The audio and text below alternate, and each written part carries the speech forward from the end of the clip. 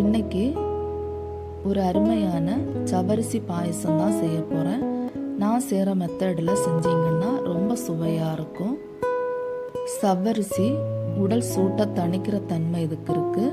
வயிற்றில் இருக்கிற புண்ணை ஆற்றக்கூடிய தன்மையும் இந்த ஜவ்வரிசிக்கு இருக்குது. அதனால் வாரத்தில் ஒரு நாளாவது ஜவ்வரிசி பாயசம், ஜவ்வரிசி கிச்சடி பண்ணி குழந்தைங்களும் பெரியவங்களும் சாப்பிடுங்க, ரொம்ப நல்லது.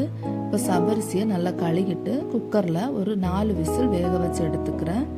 குக்கரில் வைக்கிறதுக்கு முன்னாடி ஒரு அரை மணி நேரம் ஊற வச்சுட்டு குக்கரில் சேர்த்துக்குங்க. அப்போ நல்லா கண்ணாடி பதத்துக்கு வெந்து வரும். பாயசத்துக்கு தேவையான வெள்ளைப்பாகு காய்ச்சி எடுத்துக்குங்க. நான் வெல்லம் தான் சேர்த்துருக்கேன். நீங்கள் சுகரில் பண்ணுறதா இருந்தால் கூட பண்ணுங்க, ரொம்ப நல்லா தான் இருக்கும். ஆனால் சர்க்கரையில் பண்ணால் ரொம்ப சுவையாக இருக்கும். இப்போ ஜவ்வரிசி வெந்துருச்சு. நம்ம பாகு இதில் ஊற்றிடலாம், அதாவது வெள்ளைப்பாகை இதில் ஊற்றிடலாம். ஊற்றிட்டு நல்லா மிக்ஸ் பண்ணி விட்டுருங்க.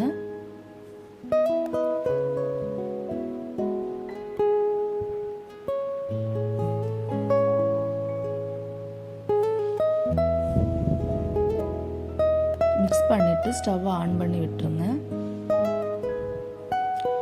ஒரு 1/4 டீஸ்பூன் உப்பு சேர்த்துக்குங்க.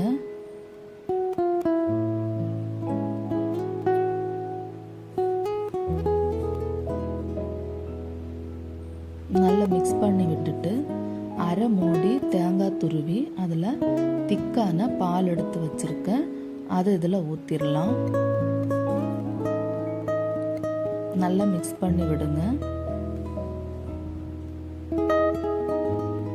கடைசியாக இதில் 1 ஸ்பூன் ரவை எடுத்து தண்ணியில் மிக்ஸ் பண்ணி வச்சுருந்தேன், அதை ஆட் பண்ணிக்கிறேன். 1 ஸ்பூன் ரவை சேர்த்திங்கன்னா ரொம்ப சுவையாக இருக்கும், ட்ரை பண்ணி பாருங்கள். பாயசத்தில் கொஞ்சம் ஏலக்காவும் தட்டி போட்டுருங்க.